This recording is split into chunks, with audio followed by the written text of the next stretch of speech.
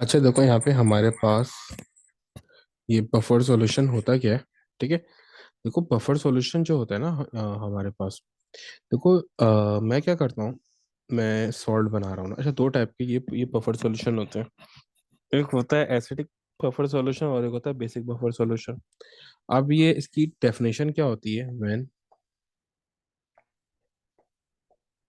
We are adding H plus और O H minus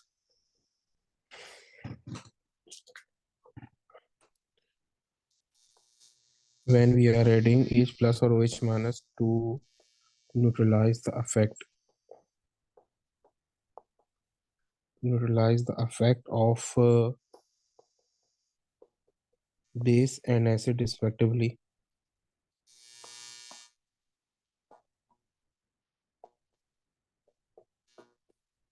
and to maintain the pH of a solution, and to maintain the pH of a solution। ये मेरे पास क्या होता है। ये buffer solution होता है। ठीक है। अब देखो यहाँ पे मेरे पास इन रियल अगर मैं बताऊँ कि ये एक कॉन्सेप्चुअल वे में, तो देखो मेरे पास जैसे फर्स्ट करो दो टाइप के, फर्स्ट करो होते ही दो टाइप के। एक होता है एसिडिक बफर सॉल्यूशन। ठीक है। सबसे पहले ये क्या होता है। देखो मेरे पास अभी एक एसिड है, कोई भी एसिड है, मुझे उससे कंसर्न नहीं है। मेरा जो पीएच है ना उस बफर सॉल्यूशन का वो मेंटेन है 2.3 पे। 2.3 पे उसका पीएच है, वो मेंटेन है। अब इसके मेरे पास वो 10 मोल्स हैं एक एसिड के। अब होता क्या है कि किसी भी वजह से ना उसमें बेस भी आ जाता है और बेस के 5 मोल्स आ जाते हैं। देखो अब अगर यहाँ पे एसिड है और बेस भी आ गया है ना, लेकिन सही है, तो होगा क्या कि पीएच जो है इंक्रीज होगा। जो मैंने सॉल्यूशन का पीएच रखना है ना वो नहीं रहेगा। 2.3 अब किसी सूरत नहीं रहेगा, अब इसका पीएच चेंज हो जाएगा। क्यों? क्योंकि जो वो पीएच था वो एसिड के 10 मोल्स पे था। अब बाय एनी मींस बेस के 5 मोल्स भी ऐड हो गए। अब बाय एनी मींस बेस के 5 मोल्स भी क्या हो गए मेरे पास, ऐड हो गए। तो ये पीएच को क्या करेंगे, इंक्रीज कर देंगे। लेकिन ये मैं चाह नहीं रहा कि पीएच इंक्रीज हो। पीएच में 2.3 पे ये रखना चाह रहा हूँ। तो इन बेस के 5 मोल्स को काउंटर करने के लिए मैं क्या करूंगा, एसिड के मजीद और 5 मोल्स और पर डाल दूंगा। तो क्या होगा, ये ये एसिड के 5 मोल्स, ये एसिड के 5 मोल्स, ये एसिड के 5 मोल्स इस बेस के 5 मोल्स से क्या करेंगे, रिएक्शन कर लेंगे। ठीक है। और इन दी एंड मेरे पास वो क्या बचेगा, वही वो पुरानी कंडीशन आ जाएगी, यानी एसिड के 10 मोल्स होंगे, बेस के 0 मोल्स होंगे। क्योंकि देखो सही है, क्यों, फिर से एक्सप्लेन कर रहा हूँ कि मेरे पास एसिड के 10 मोल्स से उनका पीएच था 2.3। अब ये मैं पीएच चेंज नहीं करना चाह रहा, मैं चाह रहा हूँ यही पीएच रहे। By any means, by mistake और किसी भी रीजन से बेस के 5 मोल्स आ गए। अब जो है ना बेस के 5 मोल्स एसिड से रिएक्ट कर जाएंगे और वो सॉल्ट बना देंगे। तो जब एसिड की कंसंट्रेशन कम होगी तो पीएच इंक्रीज हो जाएगा। सही है। अब यहाँ पे मैं चाह रहा हूँ कि पीएच इंक्रीज ना हो, ये 2.3 ही रहे। ये जरा सा भी ना तो इंक्रीज हो ना डिक्रीज हो ना। डिक्रीज तो नहीं होगा, बेस डालिए इंक्रीज होगा। तो अब मैं मुझे करना क्या है, मैं क्या करूंगा, जितने बेस के मोल्स ये ऐड हो गए ना उतनी ही मैं इसमें एसिड के मजीद और मोल्स ऐड कर दूंगा। अभी जो मैंने एसिड के 5 मोल्स ऐड करे हैं ये क्या करेंगे, ये बेस के 5 मोल्स से रिएक्शन कर लेंगे। ठीक है। अब मेरे पास वैसे तो एसिड के पहले कितने मोल्स थे, 5 मोल्स मैंने और ऐड करे। ठीक है। क्यों ऐड करे, ताकि जो जो बेस के 5 मोल्स हैं ये उनसे रिएक्शन कर लें। तो इन्होंने मिलके बनाया क्या, सॉल्ट बनाया और वाटर बनाया। अब जब बेस के 5 मोल्स है, उन्होंने जो एसिड के मैंने मजीद 5 मोल्स डाले उनके साथ रिएक्शन कर लिया, तो बेस के कितने मोल्स बचे, 0। 5 के 5 ने रिएक्शन कर लिया। एसिड के कितने बचे, 10। 10 कैसे बचे, ये तो 10 हुए जो ये पहले से थे। 5 मैंने इसलिए पर डाले क्योंकि बेस के 5 मोल्स सॉल्यूशन में ऐड हो गए थे। तो ये जो 5 मोल्स हैं ये इन 10 मोल्स में से नहीं है, ये मैंने मजीद डाले हैं, ये ऐड करें एडिशनल, ताकि वो बेस के 5 मोल से रेड कर जाए। ठीक है। तो जो मैंने ये जो 5 मोल्स एसिड के डाले थे उन्होंने बेस के 5 मोल से रिएक्शन कर लिया और ये खत्म हो गए। तो एसिड के कितने बचे, 10। अब एसिड के 5 मोल ने बेस के 5 मोल से रिएक्शन किया तो सॉल्ट के कितने पर आ गए? सॉल्ट के मेरे पास वो बने 5। ठीक है, क्योंकि 1:1 का रेशियो है। एसिड के 5 मोल ने बेस के 5 मोल से रिएक्शन किया तो मेरे पास कितने बचे? कितने वो बने? सॉल्ट के 5 मोल बचे, वो मतलब वो बने। अब मेरे पास सॉल्यूशन में ये क्या क्या है? सॉल्यूशन है मेरे पास बेस है, सही, वाटर को तो काउंट नहीं करते ना इस तरीके से। सॉल्यूशन में मेरे पास क्या है? सॉल्ट है। सॉल्ट के साथ क्या है? एसिड है। ठीक है। अब ये इसको बोलते हैं पफर सॉल्यूशन। क्या बोलते हैं? Puffer solution. ये पफर सॉल्यूशन क्यों है? क्योंकि ये जो एसिड, सही है, ये पफर सॉल्यूशन क्यों बना है? क्योंकि जो सॉल्ट बना है इसका बनने का वो रीजन क्या था, कि मैं ये वो चाह नहीं रहा था कि मेरा पीएच चेंज हो। सही है। अगर मैं यहाँ पे एसिड नहीं डालता तो बेस एसिड से रिएक्ट करके सॉल्ट बनाती, पीएच कम कर देती। पीएच कम हो नहीं जाता सर। ना, क्योंकि ये एसिड की कंसंट्रेशन वो कम हो जाती। तो मैंने यहाँ अच्छा पे पहले, मजीद एसिड डाले। पहले 10 में से 5। मेरे पास एसिड के 10 मोल्स थे, सही है। उस वक्त वो बेस वेस कुछ नहीं था। बाय एनी मींस बेस के 5 मोल्स आ गए तो वो क्या करेंगे? वो तो एसिड से रिएक्शन कर जाएंगे। अगर एसिड से रिएक्शन कर जाएगा बेस तो पीएच तो मेरा ये इंक्रीज हो जाएगा। सही है। तो मैं चाह रहा हूँ ये पीएच इंक्रीज ना हो। तो मैं क्या करूंगा, यहाँ पे जितने वो बेस के मोल्स है उतने ही ये एसिड के और मोल्स डाल दूं। जो 10 मोल्स है ना इनको छोड़ दो इनकी। सही है, मैं चाह रहा हूँ कि ये चेंज ना हो, क्योंकि इनका पीएच है ये 2.3। तो मैं क्या करूंगा, जितने बेस के मोल्स है उतने ही एसिड के मोल्स ये पर डाल दूंगा। और ना, तो मैंने 5 एडिशनल मोल्स डाल दिए। मैंने 5 एडिशनल मोल्स इसमें डाल दिए, तो ये 5 एडिशनल मोल्स ने बेस के 5 मोल्स से रिएक्शन कर लिया। ठीक है, तो बेस के मोल्स कितने हो गए? 0। और जो एसिड के 10 थे वो इसी तरीके से आ गए। जब एसिड ने बेस से रिएक्ट किया तो सॉल्ट के 5 मोल्स को बने। ठीक है। तो अब मेरे पास सॉल्यूशन में ये वो क्या क्या है, जो सॉल्ट के 5 मोल्स वो बने वो, और जो एसिड के 10 मोल्स हैं, अब ये मेरे पास बन गया एसिडिक बफर सॉल्यूशन। ठीक है, क्योंकि जो मैंने 5 मोल्स ऐड करे हैं वो क्यों ऐड करे थे? ताकि मेरा पीएच चेंज ना हो। तो सॉल्ट बना किस लिए? कि मैं पीएच चाह रहा था चेंज ना हो। ठीक है, तो ये कहलाता है मेरे पास एसिडिक बफर सॉल्यूशन। ठीक है। अच्छा देखो, अब इसी तरीके से मेरे पास जो है ना इसका बनता है फॉर्मूला। अगर एसिडिक बफर सॉल्यूशन है ना तो हमारे पास फॉर्मूला बनेगा P H is equals to P K A plus log 10 salt over acid. तो ये मेरे पास क्या बनता है? फॉर्मूला बनता है बफर सॉल्यूशन का ना। ठीक है, ये कब बनता है? जब मेरे पास एसिड और बेस जो है, सॉरी, जब एसिडिक बफर सॉल्यूशन हो। अब इसी तरीके से हम बेसिक बफर सॉल्यूशन के ऊपर आते हैं कि ये बेसिक बफर सॉल्यूशन क्या होता है। ठीक है।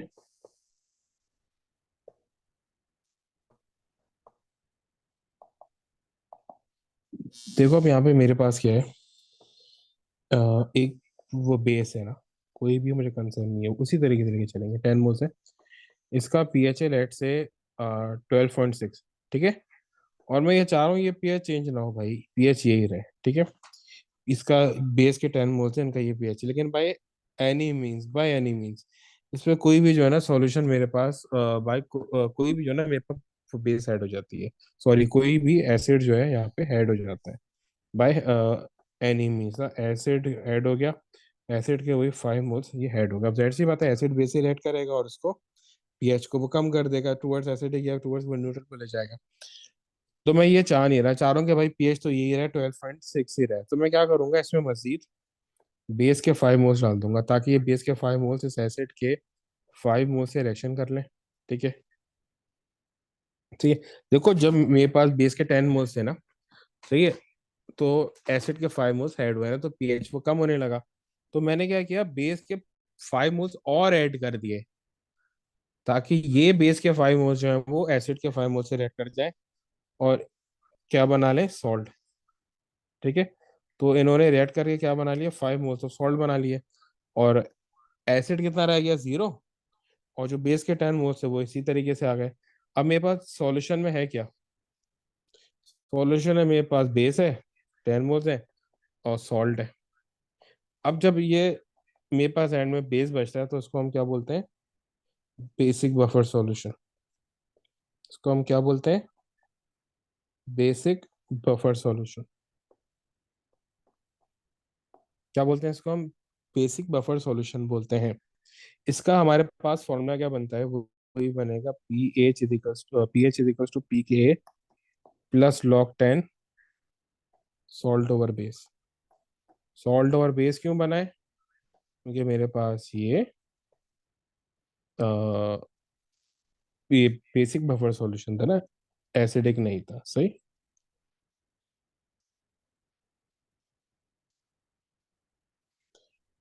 अच्छा अब देखो, अब होता है क्या, इनके ना वो केसेस होते हैं, बफर सॉल्यूशन के जो वो सिनेरियो बनते हैं ना, तो इनके हमारे पास केसेस होते हैं, और किस तरीके से होते हैं, अब इनके जरा केसेस को हम पढ़ते हैं, case 1, case 2, case 3, case 4, case 5 करके ना। ठीक है। अच्छा, उससे पहले एक बात बता दूं, एक चीज होती है कॉन्जुगेट बेस ना, कॉन्जुगेट पेयर। ये जो बफर सॉल्यूशन है ना, ये कॉन्जुगेट पेयर, कॉन्जुगेट एसिड, अब ये होता क्या है, देखो, फर्स्ट करो, मैं रिएक्शन कर रहा हूँ NH3 का ना,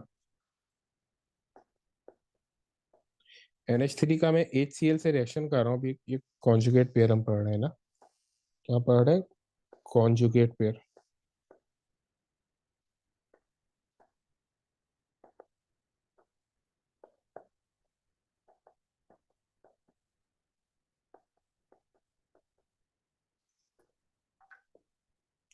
तो ये मेरे पास क्या बन रहा है, NH4+ और Cl-। ठीक है। अब अगर मैं यहाँ पे तो देखूँ ना इसको,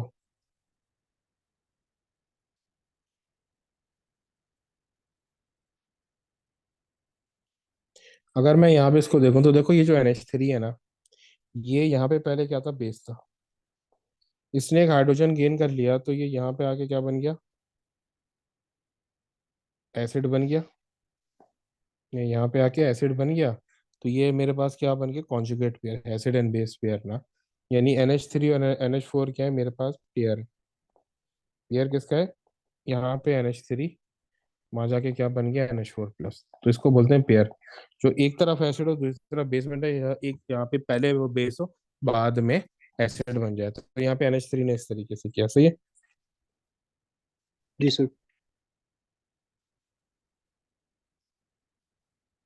अब इसी तरीके से मेरे पास जो HCl, अगर मैं HCl को देखो, गौर करूँ ना, तो यहाँ पे H और Cl, अब देखो तो यहाँ पे मेरे पास जो HCl है ना, यहाँ पे वो एसिड है, जो HCl है वो एसिड है, और Cl- क्या है, बेस है। HCl मेरे पास क्या है, एसिड है, HCl एसिड है, और Cl तो Cl-, जाहिर सी बात है, Cl वो माइनस हो गया ना। अच्छा, Cl- बेस कैसे?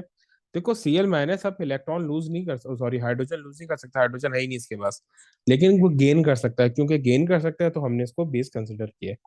तो दूसरा पेयर हमारे पास क्या हो गया, HCl है, और यहाँ पे आके क्या हो गया, Cl- हो गया। इसको बोलते हैं कॉन्जुगेट पेयर। ठीक है। क्या बोलते हैं, कॉन्जुगेट पेयर के, यहाँ पर ये वो बेस था, आगे जाके एसिड हो गया, या यहाँ पे ये एसिड था, आगे जाके वो बेस हो गया, या यहाँ पे ये बेस था, आगे जाके एसिड हो गया, इस तरीके से, सही। अच्छा, अब देखो यहाँ पे, अब हम जरा ये केसेस की तरफ आते हैं कि किस तरीके से क्वेश्चन सॉल्व होते हैं ना, सही है। अब देखो, मैं यहाँ पर एक इक्वेशन लेकर आऊँ, सही, एक मिनट।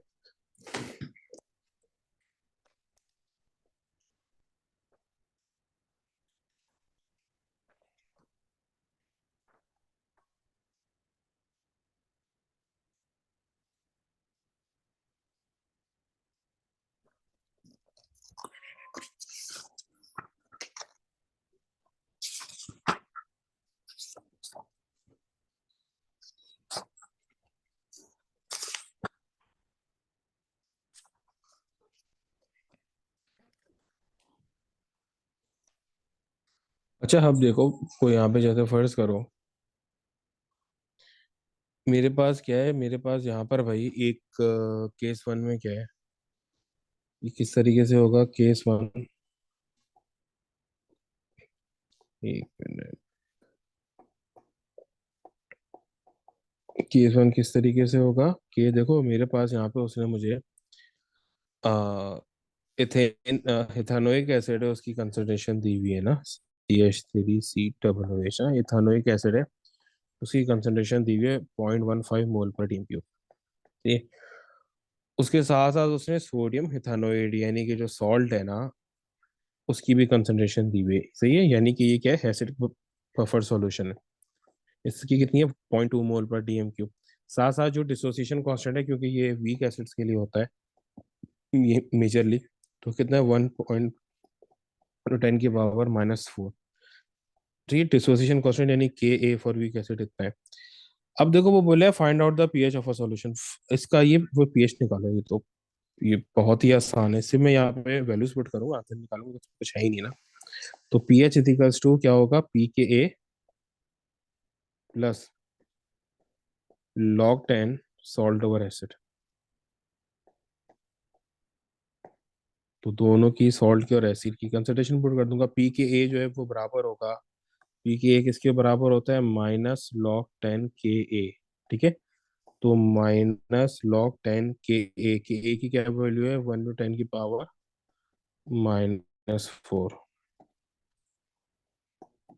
तो हो जाएगा log 10। अब सॉल्ट कितना है मेरे पास, 0.2 है, एसिड कितना है, 0.15 है। अब सीधा मैं ये वैल्यूज ये कैलकुलेट कर लूंगा। अच्छा वैसे पीएच इसका आ रहा है 4.09, इसका पीएच है, तो ये मेरे पास आंसर आ गया। ठीक है, उसने मुझे क्या है कि बफर सॉल्यूशन में जो मुझे चाहिए होता है ना, ऐसे देखो बफर सॉल्यूशन का जो फॉर्मूला है मेरे पास, यहाँ पे मुझे तीन चीजें चाहिए, एक पी के ए या के की वैल्यू चाहिए, एक सॉल्ट और एक एसिड चाहिए। ठीक है, तो देखो यहाँ पर उसने मुझे सारी चीजें दी हुई थी, मुझे कुछ भी नहीं करना था, जब मैंने वैल्यू पुट करनी थी। इस टाइप के क्वेश्चन काफी ज्यादा से आते हैं, वो कम आते हैं। ठीक है, लेकिन आते हैं। अब अगर मैं केस टू की तरफ आ जाऊँ ना, कि केस टू क्या होगा, देखो केस टू में अब वो क्या मुझे बोल रहा है कि भाई देखो मेरे पास वो बोले कि भाई जैसे फर्स्ट करो 300 cm³ 300 cm³ of 1.2 मोल/dm³ of ethanoic acid is mixed with 350 cm³ of 1.8 मोल/dm³ of sodium इथानोइड यानी CH3COONA। के ए दिया हुआ है मुझे, डिसोसिएशन कांस्टेंट 1 × 10⁻⁻5। क्वेश्चन क्या है, पीएच निकालो। अच्छा अब देखो यहाँ पे ऊपर तो उससे मुझे मिक्स विक्स करके सब चीजें दी हुई थी ना, एक कंप्लीट पैकेज बना के दिया हुआ था, मैंने कुछ भी नहीं करना था, जस्ट वैल्यूज पुट करनी थी ऊपर ना। लेकिन यहाँ पे मुझे वो सब कुछ करना पड़ेगा। तो ये यहाँ पर उसने मुझे सब चीजें दी हुई थी। अब केस टू में क्या है कि देखो उसने कहा है कि मैं 300 cm³ है मेरे पास क्या, ऑफ 1 मोल/dm³ ऑफ इथानोइक एसिड है, उसको मैं क्या कर रहा हूँ, मिक्स कर रहा हूँ इसके साथ 350 cm³ 1.8 मोल/dm³ ऑफ इथानोइक सोडियम इथानोइड के साथ। देखो एक तो उसने मुझे कंसंट्रेशन दी हुई है, लेकिन अब यहाँ पे एक बात का हेल्प रखना कि मिक्स करने के बाद इनकी कंसंट्रेशन चेंज हो जाएगी। तो बफर सॉल्यूशन तो बनेगा ही जब मैं इन दोनों को मिक्स करूंगा ना। बफर सॉल्यूशन तो इन दोनों को मिक्स करने से बनेगा ना। ठीक है, तो जो ये कंसंट्रेशन दी हुई है ये मिक्स करने से पहले की दी हुई है। ठीक है, तो जब मैं वो मिक्स करूंगा तो दोनों की कंसंट्रेशन चेंज हो जाएंगी, जो है वो नहीं बढ़ाएंगी। सही है, तो पहले इथेनोइक एसिड की तरफ आते हैं, इसकी नई ये कंसंट्रेशन निकालते हैं। ठीक है, तो मेरे पास क्या था कि जब मेरे पास वॉल्यूम 300 cm³ था तो कंसंट्रेशन थी 1.2। तो वॉल्यूम जब मैं दोनों को मिक्स कर दूंगा तो कितना हो जाएगा, 300 प्लस 350। सही है, तो टोटल हो गया 650। टोटल कितना हो गया, 650 cm³।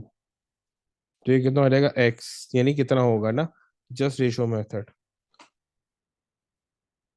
तो ये आपके पास आंसर आ जाएगा। ठीक है, और आंसर आ रहा है 0.96। क्या आ रहा है, 0.96 मोल/dm³। देखो कंसंट्रेशन कम होगी, रीजन क्या है, वॉल्यूम इंक्रीज हो रहा है ना। तो कंसंट्रेशन क्या हो जाएगी मेरे पास, दोनों की ही कम होगी।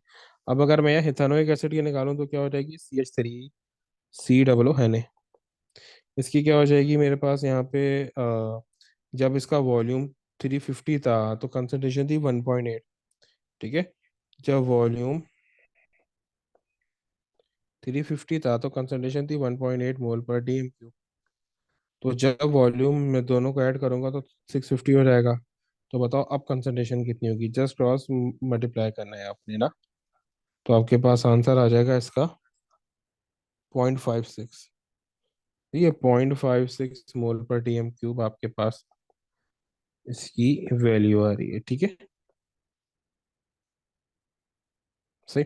अच्छा, अब आपके पास एसिड की भी कंसंट्रेशन आ गई, आपके पास सॉल्ट की भी आ गई, आपके पास एसिड की भी कंसंट्रेशन आ गई, आपके पास सॉल्ट की भी कंसंट्रेशन आ गई। अब आप सीधा ये जो फॉर्मूला है उसे पुट कर दोगे, P H is equals to minus log 10 के, पी के की सीधा वैल्यू फॉर्मूला पुट कर दिया, ये हो गया log 10 सॉल्ट ओवर एसिड, जो सॉल्ट की कंसंट्रेशन वो एसिड की कंसंट्रेशन है।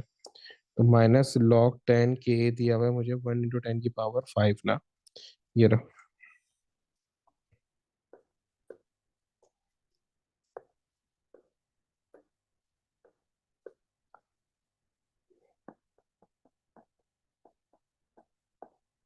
Plus log 10 salt over acid, salt मेरे पास कितना है 0.56।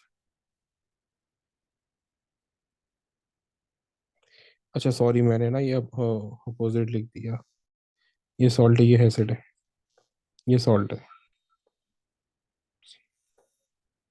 ये एसिड के 0.56, 0.96 ये सॉल्ट की है, ठीक है। तो ये मेरे पास हो जाएगा 0.96 डिवाइडेड बाय 0.56,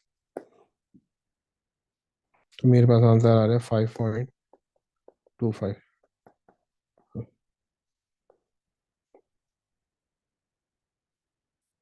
सही। अच्छा देखो, अब इसी तरीके से अगर वो केस 3 की तरफ आते हैं, 1 मिनट।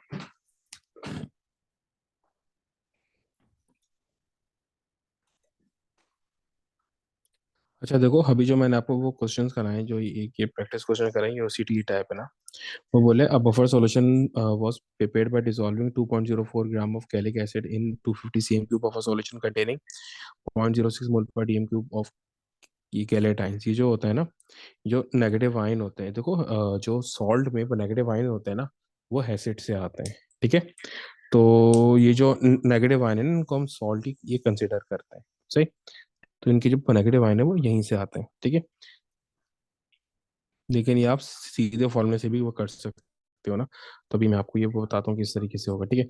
या आप भी जो वीक एसिड वाला फॉर्मूला है उससे भी कर सकते हो, उससे ज़्यादा वो बेहतर तरीके से होगा।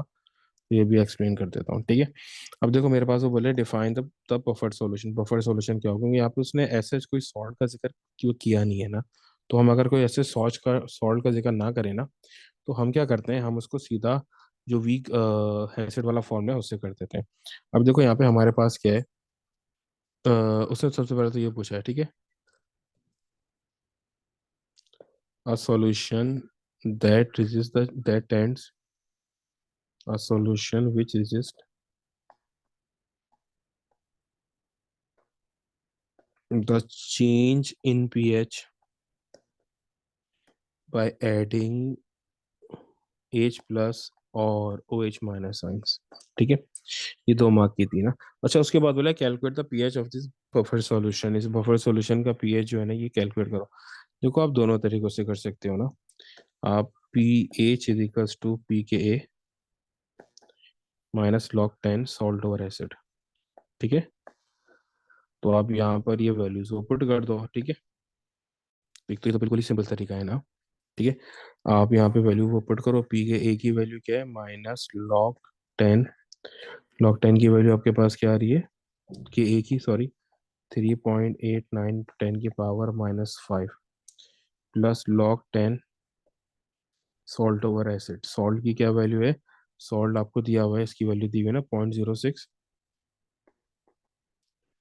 मोल पर डी एम क्यूब। अच्छा, कैलेटाइंस में उसने आपको क्या दिया हुआ है, 0.0 ग्राम ये कैलिक एसिड दिया हुआ है ना। तो कैलिक एसिड की कंसंट्रेशन नहीं है, ये आपने निकालनी पड़ेगी। तो हम ये पर निकालेंगे कैसे, हमें जो है वो ये वॉल्यूम दिया हुआ है ना। तो आप क्या करोगे, सबसे पहले से मोल्स निकाल लोगे। तो मोल्स कैसे आएंगे, N is equal to M और एम आर से, ठीक है। एम कितना है, 2.04 कैलिक एसिड है, उसका मास है। जो एम आर होता है वो कैलिक एसिड का 170 है, तो ये कितना हो जाएगा 0.012 मोल, ठीक है। अब क्या करोगे, आप इसको कंसंट्रेशन में चेंज करना है, तो 0.012 आपके पास 250 cm³ है ना, तो आप इसको डीएम क्यूब में कर दोगे, सो इट विल बी 0.250, ठीक है। तो ये आपके पास क्या आ जाएगी, ये गैलिक एसिड की कंसंट्रेशन आ जाएगी जो हमारे पास आ रही है। एक सेकेंड, मैं आपको दोनों तरीकों से करके ये बता देता हूँ, आपकी मर्जी है, जिसे चाहो आप फिर इसको कर लो सॉल्व, ठीक है। तो ये मेरे पास आ रहा है 0.012 डिवाइडेड बाई 0.250। तो कंसंट्रेशन आ रही है मेरे पास 0.048 मोल पर टी, ठीक है। अब आप ओके क्या सर। करोगे, इसको जस्ट ये फॉर्मूला में पुट कर दोगे हैसिड की 0.048 ना। तो अब हम देख लेंगे इसका आंसर क्या आ रहा है।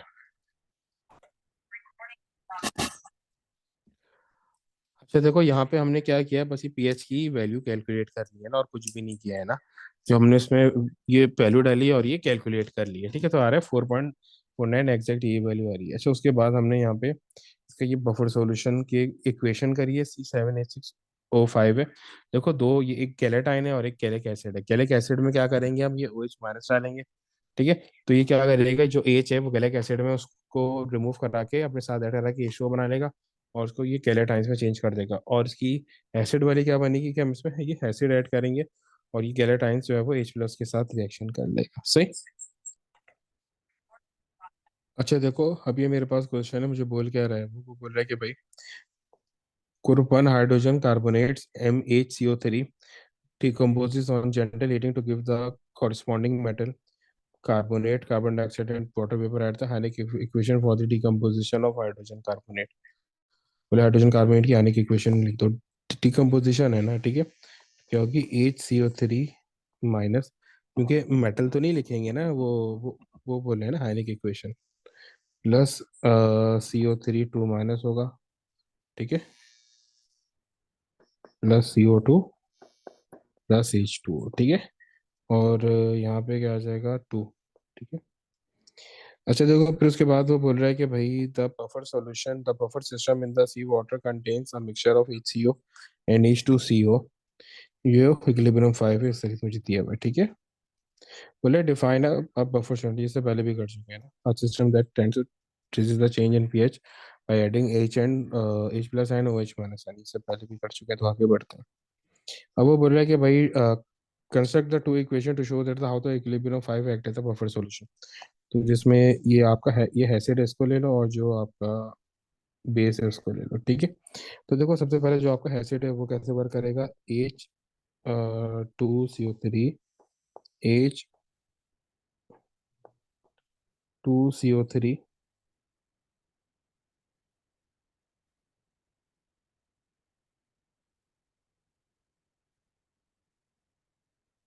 ये फिर अल्कली है। तो ये क्या हो गया, OH माइनस, ये हो जाएगा HCO3 माइनस और H2O। और हैसिड वाली कौन सी होगी, HCO3 minus plus H plus, तो ये रहेगी H2CO3, सही। अच्छा देखो, उसके बाद वो बोल रहा है कि भाई the HCO3 and H2CO3 ratio in the sample of sea water is 14.1। Calculate the pH of the sample, ये वही वाला जो क्वेश्चन करा है ना। देखो, उसने पूरा सैंपल आपको दे दिया, पूरे सैंपल की वैल्यू दे दी ना, माइनस H2CO3, ये कितनी है 14.1। पी के ए भी मुझे दिया हुआ था, तो बहुत ही आसान है, P H is equals to minus log 10 के ई, पी के ए ही लिखेंगे, plus log 10 salt over acid. यहाँ पे सॉल्ट क्या है, सॉल्ट मैंने अभी बताया, जो ऊपर नेगेटिव आयन है वो सॉल्ट होता है। ये मेरा सॉल्ट होगा और ये मेरा एसिड होगा, वो इसी से सॉल्ट बनता है, ठीक है। तो ये मेरा सॉल्ट यानी कि HCO3 minus divided by H2CO3, ठीक है। अब इनकी वैल्यूज पुट कर देंगे। पी की ए की क्या वैल्यू है, 6.35 प्लस लॉग 10, और ये क्या 14.1। मेरे पास पीएच की वैल्यू क्या आ जाएगी,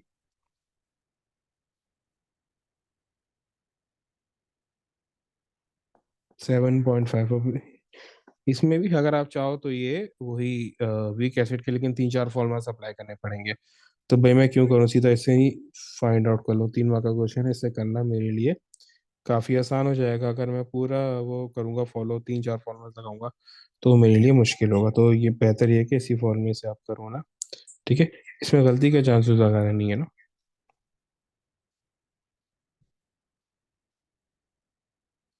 तो ये आ गया 7.5 सही।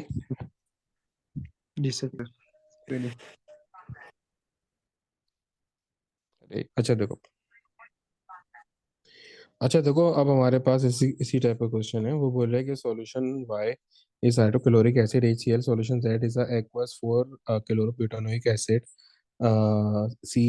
ClCH2 3COH नहीं, यानी कार्बोक्सिलिक एसिड में Cl भी है, ठीक है, यानी और स्ट्रॉन्गर एसिड है, ठीक है। अगर कोई भी इलेक्ट्रोनेगेटिव आ जाता है, तो हमने ये ऑर्गेनिक में पढ़ा है, जैसे कोई भी हाईली इलेक्ट्रोनेगेटिव यानी कि नेगेटिव इंडक्टिव इफेक्ट प्रोड्यूस करने वाला आ जाता है, तो वो एसिड को और स्ट्रॉन्ग कर देता है। The pKa for this acid is this, the pH of the both solution is this, write an expression for the Ka of ClCH2 3COH ना। तो देखो Ka तो क्या बनेगा, मेरे पास ये हाइंस कौन से बन जाएंगे, इसको अगर मैं हाइंस में तोड़ूँ ना, तो यहाँ जो इस तरीके से टूट जाएगा, ClCH2 3CO- plus H plus. तो ये इस तरीके से हो जाएगा ClCH2 3CO- H प्लस, ठीक है। और नीचे क्या आ जाएगा मेरे पास, ये पूरा एसिड आ जाएगा।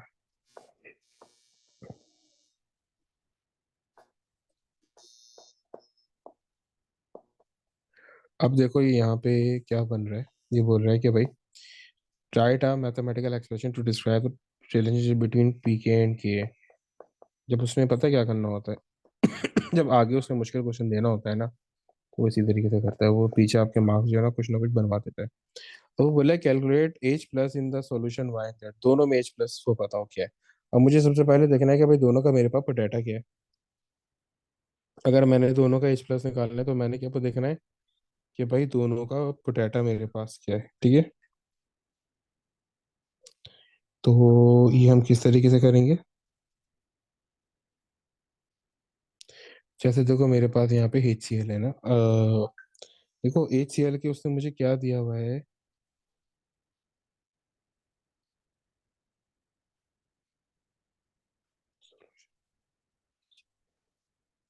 हाँ, देखो दोनों सॉल्यूशन का पीएच मेरे सामने है। अब देखो यहाँ पे मेरे पास जो है, मैं HCl का पीएच तो डायरेक्ट पीएच से निकाल सकता हूँ, स्ट्रॉन्ग एसिड है। वीक एसिड का पीएच नहीं निकाल सकता direct pH, sorry H plus ना। देखो HCl का तो मैं डायरेक्ट इससे निकाल लूंगा ना, रीजन क्या है, ये वीक स्ट्रॉन्ग एसिड है ना। तो ये क्या हो गया, पीएच कितना है, 4 = -log 10। H प्लस मेरे पास कितना हो जाएगा, H प्लस मेरे पास है, वही तो मुझे निकालना है, ठीक है। तो क्या हो जाएगा वही, अब log 10 कर देंगे, माइनस साइन पहले यहाँ ले जाएंगे, ये मैंने पहले ये बता दिया, लेकिन फिर भी आज बता रहा हूँ ना। अब देखो ये log 10 जो है ना, ये एक्सपोनेंशियल का अपोजिट होता है, यानी कि 10 की पावर का अपोजिट होता है। तो मैं 10 की पावर जब अप्लाई करूंगा, तो ये log 10 खुद ब खुद कैंसिल हो जाएगा, और ये मेरे पास इसकी वो कंसंट्रेशन आ जाएगी। तो मेरे पास कंसंट्रेशन क्या आ गई, ये आ गई, ठीक है।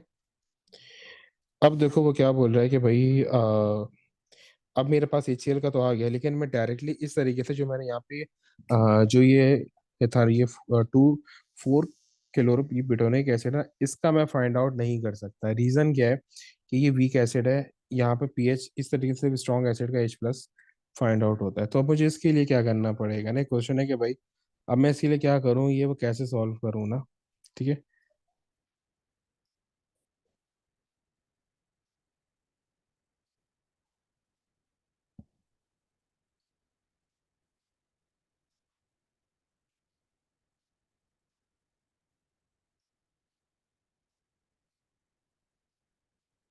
तो अच्छा देखो, अब यहाँ पे 1 मिनट, अच्छा अच्छा सॉरी, ये तो मैंने निकाल लिया ना, 1 मिनट 1 मिनट, ये तो मैंने निकाल लिया ना, H प्लस तो मैंने निकाल लिया है ना।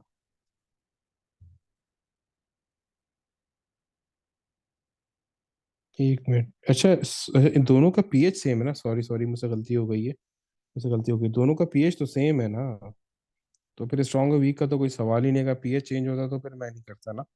पीएच तो यहाँ पे दोनों का सेम है, 4 है ना, तो इसमें स्ट्रॉन्ग और वीक का तो कुछ सवाल ही पैदा नहीं होता ना। तो दोनों का मैं से निकालूंगा, क्योंकि पीएच तो मुझे दिया हुआ है ना, ये तो दोनों के दिया, मेरे घर में था खाली ये HCl का दिया हुआ है, 4 क्लोरो ये एसिड का नहीं दिया हुआ है, ये तो दोनों का दिया हुआ है। द पीएच यहाँ पे उसने बोला हुआ है ना, ये रहा, ये वाला पॉइंट बोला हुआ है ना, the pH for both acids, the pH for both acid is, for both solution is 4। तो दोनों का ही पीएच दिया, तो दोनों का इससे आ रहेगा, तो ये HCl का भी है और kilo for kilo butanoic acid का भी पीएच है, सॉरी H+ है। अब वो बोला है कैलकुलेट द रेशो, रेशो की कैलकुलेट करना है HCl की वो कंसंट्रेशन डिवाइडेड बाय जो मेरे पास वीक एसिड उसकी कंसंट्रेशन। देखो HCl की कंसंट्रेशन तो वही होगी जो कि H+ की होगी। रीजन क्या है, HCl मेरे पास स्ट्रॉन्ग एसिड है ना, तो इसकी ये कंप्लीटली हाइनाइज हो जाता है। तो जो HCl की वो H+ की वो कंसंट्रेशन है वही इसकी भी होगी, और वो रेशो भी सेम है, ठीक है, तो एग्जैक्टली सेम आ जाएगी। लेकिन जो मेरे पास वीक एसिड है ना, 4 4 क्लोरो ब्यूटानोइक एसिड, इसकी इस तरीके से नहीं आ सकती, लेकिन H+ मेरे पास है। तो देखो मैं क्या करूंगा, यहाँ पे ये वाला फॉर्मूला अप्लाई करूंगा, H+ is equals to √KA × HA। अब मुझे ये HA की वैल्यू निकालनी है ना, तो जस्ट मुझे फॉर्मूला पुट करना और मैथमेटिकली सॉल्व करना है ना। तो मैं जस्ट क्या करूंगा, यहाँ पे ये H+ है 10⁻⁴। के ए मुझे दिया हुआ है, के ए मेरे पास है, द सॉरी ये PKA दिया हुआ है, तो के ए भी मुझे निकालना पड़ेगा।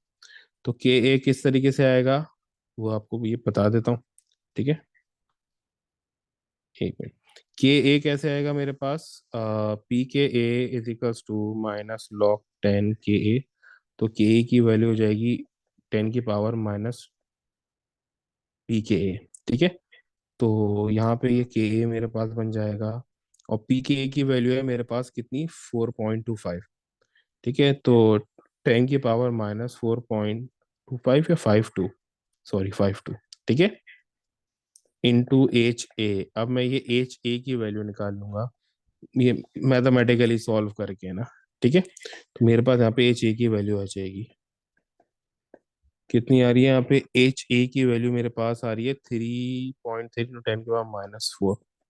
अब मैं क्या करूंगा, यहाँ पर ये पुट कर दूंगा रेशो बस, H+ है 10⁻⁻4, और ये 3.3 × 10⁻⁻4।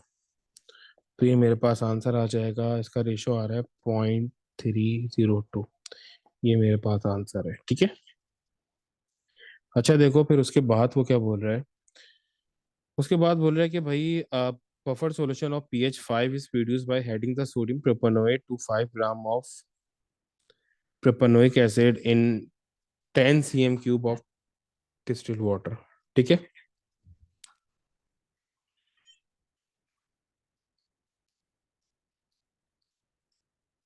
सी, अब वो मुझे बोल रहा है कि अच्छा ये जो है ना ये वही क्वेश्चन है, लेकिन यहाँ पे ना चीज उसने थोड़ी मुश्किल करी हुई है। किस सेंस में मुश्किल, 3 मार्क का होगा ये। देखो चीज उसने मुझे इस सेंस से मुश्किल करी हुई है, वो बोला है कि भाई मेरे पास एक बफर सॉल्यूशन है जिसका पीएच है 5। वो बोला है इस produce by adding sodium propanoate to 5 gram of propanoic acid in 100 cm³। यानी कि यहाँ से मेरे पास क्या आ जाएगी, प्रोपेनोइक एसिड की कंसंट्रेशन आ जाएगी, ठीक है।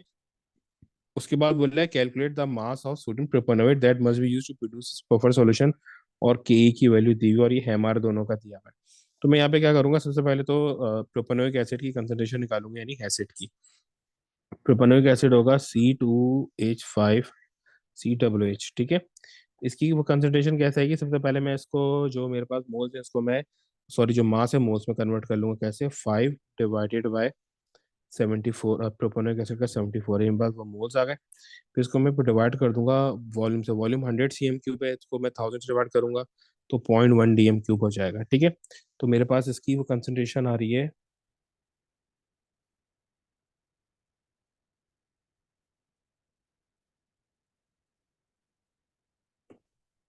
एक सेकेंड, ये वैल्यू निकालनी पड़ेगी, 1 मिनट।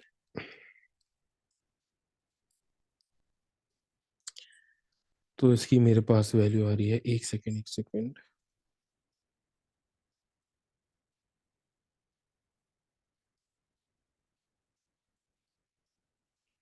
यार है मेरे पास 0.704, इसकी वैल्यू आ रही है 0.704 मोल पर DM³। क्या वैल्यू आ रही है, 0.704 मोल पर DM³। अच्छा इसके बाद अब मैं क्या करूंगा, मेरे पास पीएच आ गया, कंसंट्रेशन आ गई, के ए भी आ गया, सारी वैल्यूज मुझे आ गए।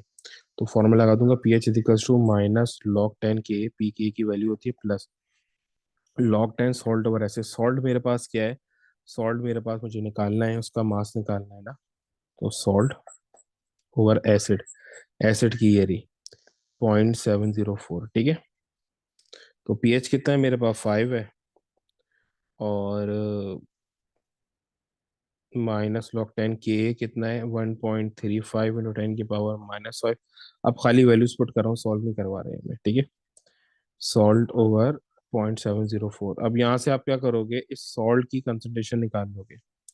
यहाँ से आप क्या करोगे, जो आपके पास सॉल्ट दिया हुआ है ना, इस सॉल्ट की कंसंट्रेशन निकाल लोगे आप, ठीक है।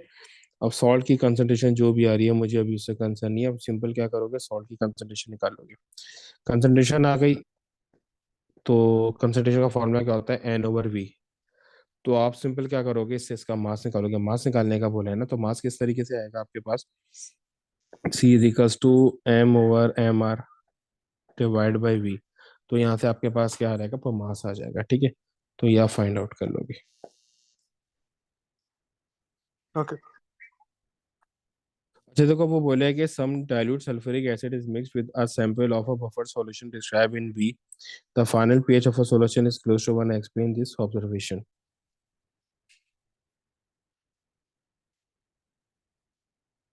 देखो यहाँ पे बोल रहा है कि some dilute sulphuric acid is mixed with a sample of a buffer solution in B. जो बफर सॉल्यूशन बी है, उसका पीएच अभी कितना था, 5 था। पीएच दिया होता ना, हाँ यस, पीएच 5 था। जब इसमें से कुछ डाइल्यूट सल्फ्यूरिक एसिड डाला सैंपल में, स्मॉल सैंपल में ना, तो क्या हुआ, जो पीएच था, फाइनल पीएच, वो क्लोजर टू टू 1 आ गया। क्यों आया, क्योंकि भाई dilute sulphuric acid strong acid है, तो वो H+ एक्सिस में हो जाएगा। तो मेरा क्या होगा, पीएच इंक्रीज हो जाएगा, ठीक है। और इसकी एक और ये वजह भी क्या होगी, ठीक है। ये मेरे पास वीक एसिड है ना, ये दोनों वीक एसिड हैं, सोडियम इथानोएट और ये प्रोपेनोएट भी ना। तो देखो ये इस तरीके से होगा ना, सोडियम इथानोएट वगैरह है ना, ठीक है। और बन क्या रहा है, सोडियम प्रोपेनोएट। ये तो मैं इथानोएट वगैरह लिख दिया ना। अब देखो होगा क्या, जब मैं ये सल्फ्यूरिक एसिड डालूंगा ना, तो यहाँ पर H+ है, तो H+ की कंसंट्रेशन इंक्रीज होएगी, तो ये पीछे की तरफ आ जाएगा और ज्यादा एसिड को बन जाएगा। जब मैं सल्फ्यूरिक एसिड डालूंगा, तो ये H+ तो इस तरफ है ना, तो जब मैं, और ये जो H+ है और सल्फ्यूरिक एसिड से आ रहा है, तो क्या होगा, और जो है ना, यानी जो मेरा सोडियम प्रोपेनोएट है, वो और प्रोपेनोइक एसिड की तरफ आ जाएगा। जो मेरा रिएक्शन है वो पीछे की तरफ आ जाएगा ना, इक्विलिब्रियम पीछे की तरफ आ जाएगा जब मैं और सल्फ्यूरिक एसिड को डालूंगा। तो क्या होगा, और एसिड को बन जाएगा, जिसे जो पीएच है उसकी जो है वो नियर टू 1 चले जाएगा, ठीक है। तो मैं कैसे लिखूंगा, all the sodium propanoate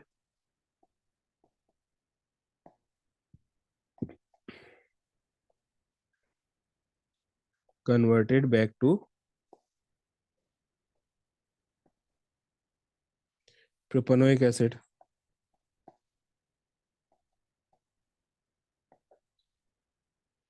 so H+ will be in excess, will be in excess, ठीक है। तो दैट इज द पीएच क्या हो जाएगा, कम हो जाएगा, सही। अच्छा अब देखो, यहाँ पे मेरे पास क्वेश्चन है, when chlorine dissolve in a water the following reaction occur. जब मैं क्लोरीन को वाटर में डिजोल्व करता हूँ, तो ये रिएक्शन मेरे पास होता है ना, सही।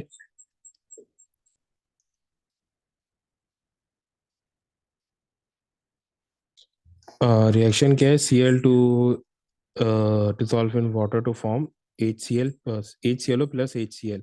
ये H+ और Cl जो है ना, ये HCl है, ठीक है। तो कंफ्यूज करने के लिए H+ और Cl माइनस करके लिखा ही है, क्या है, HCl है, ठीक है।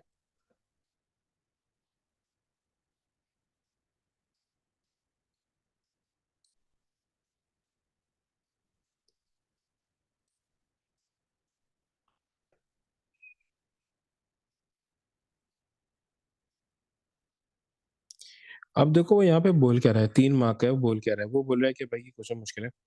वो बोल रहा है कि when the solution of chlorine are used for the water purification, the pH of a solution, ये केस थर्ड है ना, केस 2 हमने पढ़ लिए थे, ये केस थर्ड है। यहाँ पे हमें रिएक्शन दोनों का करवाना पड़ेगा ना, यहाँ पे हमें रिएक्शन करवाना पड़ेगा, ठीक है। तो ये केस वो थर्ड है, ठीक है। अब वो बोल रहा है कि भाई when the solution of chlorine are used for the water purification, the pH of a solution of chlorine is kept near to 7 by the addition of base। वैसे ज्यादा था, एडिशन ऑफ बेस से वो 7 के आसपास आ गया। Chlorine is dissolved in water to produce 1000 cm cube of solution containing 0.17 mole of HClO and 0.17 mole of HCl। क्या है कि हमने जब इसको क्लोरीन को डिसॉल्व किया 1000 cm क्यूब वाटर यानी 1 dm क्यूब में, जब मैंने ये 1000 cm क्यूब 1 dm क्यूब हो जाएगा, तो मैंने जब 1 dm क्यूब में इसको ये डिसॉल्व किया तो HClO के 0.17 मोल बने और HCl के भी 0.17 बने। अब वो बोल रहा है अब buffer solution is then prepared by adding 0.2 mole of NaOH। अब देखो मेरे पास ये एसिड है ना, अब मैं क्या कर रहा हूँ, बफर सॉल्यूशन बना रहा हूँ। सही है। अब मैं क्या कर रहा हूँ, ये जो मेरे पास एसिड आ गए ना दोनों, इनमें मैं अब NaOH डाल रहा हूँ। To this solution the NaOH react initially with HCl। अब मैं क्या कर रहा हूँ, NaOH डाल रहा हूँ किसमें, HCl में ना। ठीक है। तो देखो सॉरी, HCl और HCl दोनों में डाल रहा हूँ, सॉल्यूशन है। लेकिन पहले हो क्या रहा है, पहले HCl रिएक्ट नहीं कर रहा, उसने कहा है ना the NaOH reacts initially with HCl, पहले वो HCl से रिएक्शन कर रहा है। ठीक है। जब वो HCl से रिएक्शन करेगा तो क्या बनाएगा, NaCl यानी सॉल्ट प्लस H2O। अब मेरे पास मोल्स कितने हैं, मेरे पास इसके मोल्स हैं, HCl है कितने हैं 0.17, और इसके कितने हैं 0.2 मोल। सही है। अब वो बोले calculate the pH of this buffer solution, बोले वो इस, बोले भाई इस बफर सॉल्यूशन का पीएच बताओ। ठीक है।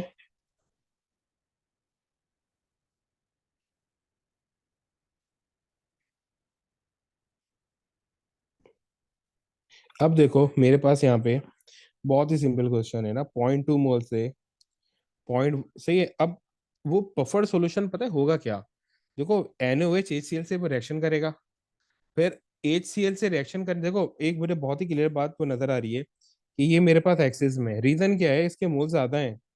ये मेरे पास एक्सिस में इसके मोल ज्यादा है, HCl वो लिमिटिंग होगा।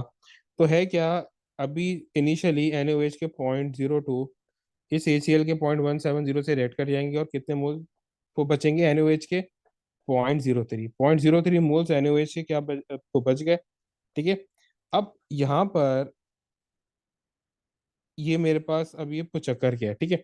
अब ये जो मेरे पास NaOH के मोल्स बच गए ना, फिर ये रेड किससे करेंगे, ये HClO से करेंगे। ठीक है, किससे करेंगे, HClO से जो भी बनाएंगे। अब यहाँ पर मेरे लिए ये प्रॉब्लम क्या है कि भाई जो बफर सॉल्यूशन है ना वो इन दी एंड आता है, यानी बफर सॉल्यूशन यहाँ पे ड्यू टू HCl नहीं आएगा। जो बफर सॉल्यूशन आएगा वो ड्यू टू HCl आएगा, क्योंकि भाई देखो NaOH के 0.2 मोल्स ने HCl के 0.17 मोल से रिएक्ट करके HCl के को खत्म कर दिए, बचे कितने, NaOH के 0.03। अब जो HCl के ओ NaOH के 0.03 बच गए ना, अब वो HClO से रिएक्शन करेंगे। ठीक है। तो मेरे पास इसके मोल्स कितने वो बचे थे 0.03, HClO कितने थे 0.17। अब यहाँ पे इसके 0.13, इसके 0.13 से रिएक्शन करेंगे, इसके 0.13 ने रिएक्शन किया, यहाँ पे कितने बचे 0। इसके पॉइंट जाहिर सी बात है सेम रेशो है तो यही रिएक्शन करेंगे इसके।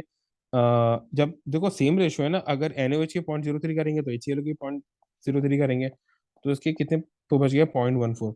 सॉल्ट जो बनेगा वो क्या होगा, जो मेरे पास ये NaClO सॉल्ट बना है, जो मेरे पास NaClO सॉल्ट बना है, अब इसके 0.3 ने NaOH के HClO के 0.3 से रिएक्शन किया, तो NaClO के वो कितने वो बन गए 0.03। सही है।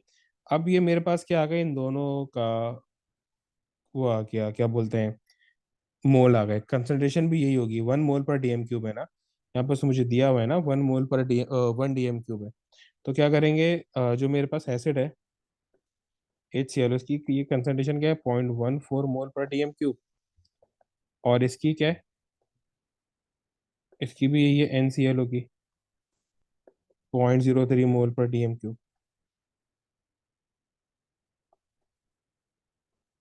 अब सीधे मैं क्या करूंगा, पीएच की वैल्यू फॉर्मूला अप्लाई कर दूंगा, पीएच इक्वल्स टू -log 10 के ए की वैल्यू मुझे दी हुई है 2.9 इंटू 10 की पावर -8, कितनी दी हुई है 2.9 इंटू 10 की पावर -8, तो -log 10 2.9 इंटू 10 की पावर -8, ठीक है, plus log 10 salt over acid, salt ये रहा मेरा 0.03 डिवाइडेड बाय एसिड कितना है 0.14। तो ये मेरे पास पीएच आ गया, फाइनल आंसर आ गया। पीएच कितना आ रहा है 6.87, कितना आ रहा है 6.87, ये मेरे पास क्या आ गया, ये पीएच हो गया, ठीक है। अच्छा देखो, अभी तो बहुत ही आसान है, पार्ट बी टू वन ना, पीएच की वैल्यू बतानी है उसकी, सिर्फ इक्वेशन बतानी है। अब वो बोल रहा है कि भाई राइट, चलो ये मैं लिख देता हूँ, फिर आप कहीं ऐसा ना हो कि ये भी गलत कर दो। ये क्या है, P H is equal to -log 10 H+, और इसकी क्या होगी, के ए की for weak acid H A,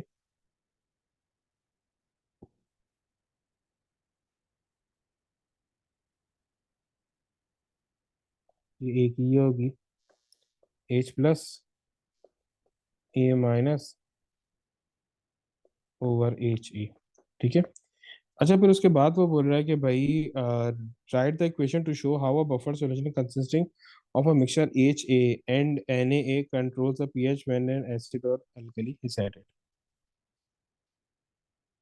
बस आपने बफर सॉल्यूशन की इक्वेशन बना के वो दिखा देनी है, ठीक है। एक तो आप क्या करोगे, एच ए की बनाओगे, एच ए आपके पास एसिड है, इसमें आप क्या डालोगे, बेस डालोगे, तो ये क्या बन जाएगा, H+, और सॉरी, A- और H2O, ठीक है। ये मैंने एच ए से बने। अच्छा अब एच ए से मेरे पास जो आयन आया है ना, आयन कौन सा आया है यहाँ पे, A- आया है। अब अगली इक्वेशन A- से बनेगी, ठीक है। या तो Na से कर दो, लेकिन फिर उसके लिए आपको पूरा वो बैलेंस करना पड़ता है ना। तो यहाँ से एच ए जो वीक एसिड है, उससे जो आपका नेगेटिव आयन आता है ना, देखो यहाँ से तो आपके पास हल्का लाइन वाली आ गई ना, जब आप अल्कली ऐड करो एच ए में, ठीक है। और एसिड वाली क्या है कि जो यहाँ पे ए वो माइनस वो नेगेटिव आयन आ रहा है ना, अगली उससे बना दो, तो ये रहेगा H+A- -H+A ठीक है। तो ये आपके पास फाइनल इक्वेशन आ गई। अच्छा देखो, अब ये मेरे पास क्वेश्चन है, वो बोल रहा है कि भाई buffer solution is to be made using 1 mole per DM cube of ethanoic acid, ठीक है, and 1 mole per DM cube of sodium ethanoate. एक बफर सॉल्यूशन बना है जिसमें मैं ethanoic acid 1 mole per DM cube ले रहा हूँ, और 1 मोल पर डीएम क्यूब भी सोडियम इथानोइड ले रहा हूँ। वो बोला calculate the nearest to 1 cm³ volumes of each solution that would be required to make the 100 cm³ of a buffer solution with a pH of 5.5। यानी कि भाई अगर मुझे 5.5 pH का एक बफर सॉल्यूशन बनाना है ना, तो मुझे इसका कितना यानी कि मुझे एक 100 cm³ का सॉल्यूशन बनाना है। अब उसमें मैं कितना इथेनॉइक एसिड लूंगा, कितना सोडियम इथेनॉइड लूंगा, जबकि पीएच जो है वो 5 होगा, ठीक है। अब बोले clearly show your all step in your working के ए, ये है। देखो इसमें इसी के मार्क है, 4 मार्क है, 4 मार्क का बहुत, कोई भी क्वेश्चन बहुत ही मतलब कम आता है इसका, ठीक है। तो देखो मैं ये किस तरीके से करूंगा, देखो सबसे पहले तो मैंने इक्वेशन लिखी, P H equals to Pka + log 10 salt over acid ना।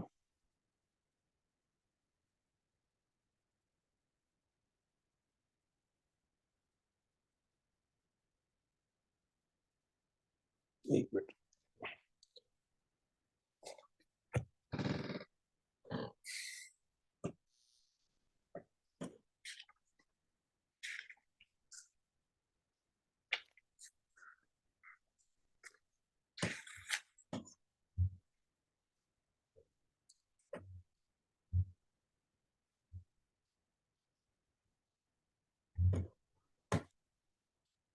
सही है।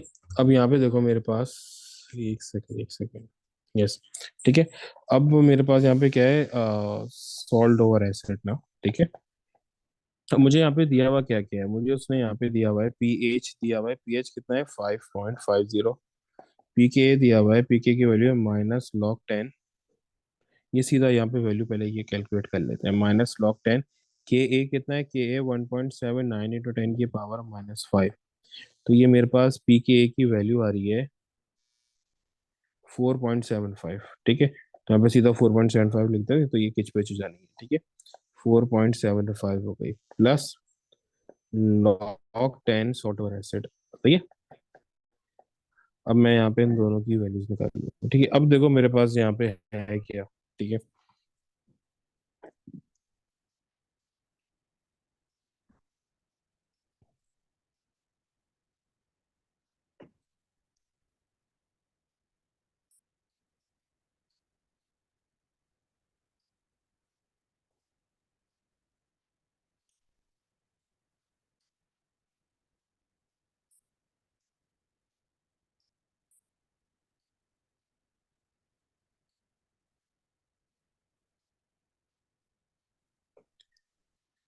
एक सेकेंड।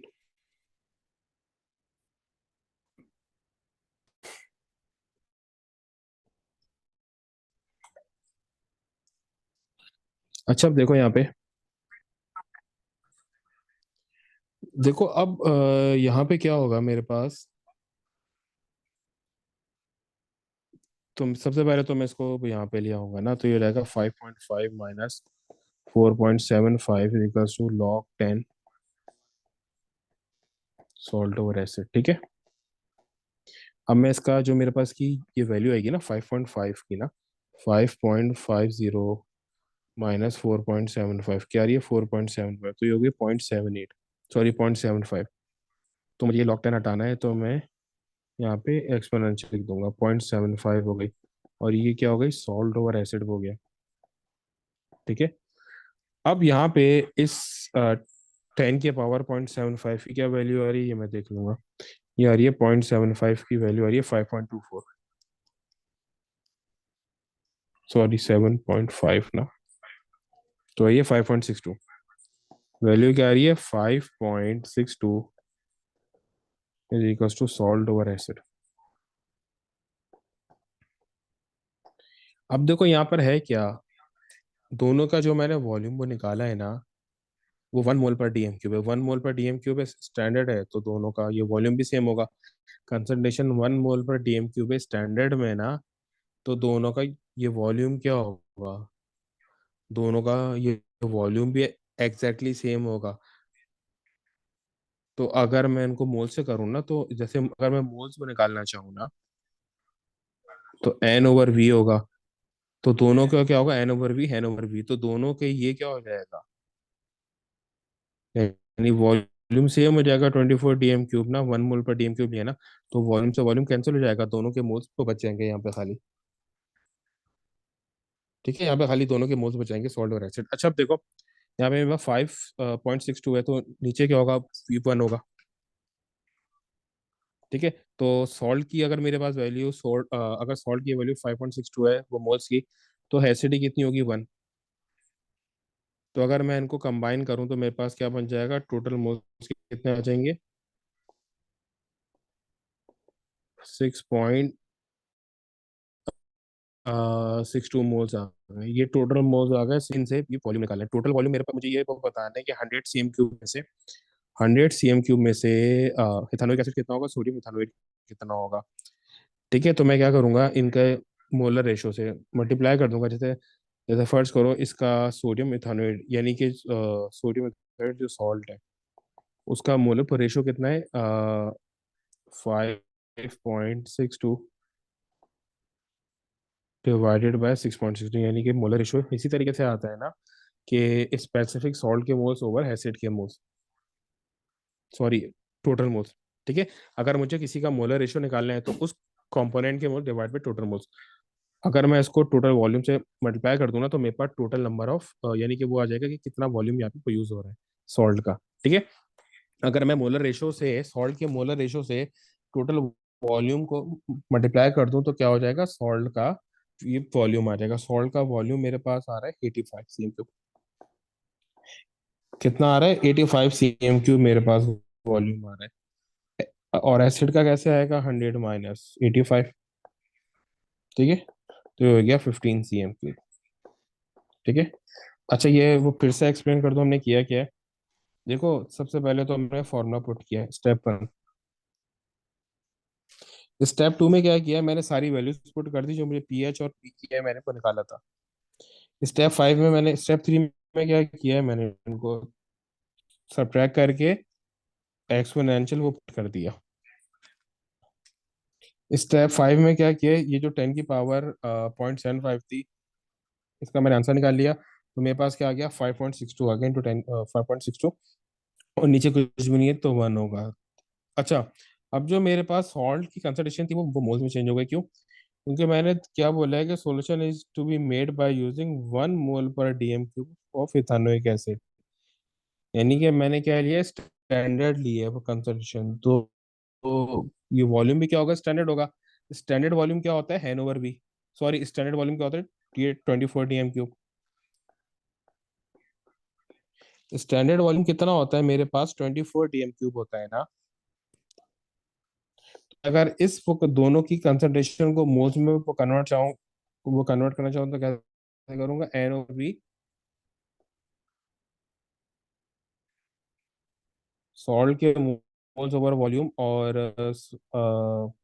एसिड के मोल्स ओवर वॉल्यूम। अब वॉल्यूम दोनों का सेम है क्योंकि मैंने स्टैंडर्ड लिया है, तो दोनों का वॉल्यूम क्या हो जाएगा, आपस में कैंसिल हो जाएगा, तो वो बच के रहेंगे, सिर्फ मोल्स बचाएंगे। तो मेरे पास यहाँ पे क्या बच गया, सिर्फ और सिर्फ मोल्स बच गए। यहाँ पे मेरे पास सिर्फ और सिर्फ क्या बच गया, मोल्स बच गया, ये एसिड ओवर सॉल्ट जो मैंने किया हुआ है ना। तो ये सिर्फ इसमें मोल्स मेरे पास बच गए। ठीक है, अब मेरे पास सॉल्ट के कितने मोल्स हैं, 5.62, एसिड के कितने हैं, 1। तो मैं क्या करूंगा, इनको आपस में काउंट कर लूंगा, यानी ऐड कर लूंगा, टोटल मोल्स आ जाएंगे। तो मेरे पास यहाँ पे टोटल मोल्स आ गए इसके, तो ये 5.62 + 1, तो ये मेरे पास क्या बच गया, 6.62। यानी इतने मोल्स मेरे पास आ गए, वो टोटल मोल्स। अब मैं क्या करूंगा, सॉल्ट का मुझे निकालना है वॉल्यूम। तो मैं सॉल्ट का, मैंने यहाँ पे क्या किया, मोलर रेशो को निकाला। मोलर रेशो कैसे निकाला, जो सॉल्ट के मोल्स से उसको टोटल मोल से डिवाइड कर दिया, और जो टोटल वॉल्यूम था उससे मल्टीप्लाई कर दिया, तो सॉल्ट का आ गया वॉल्यूम।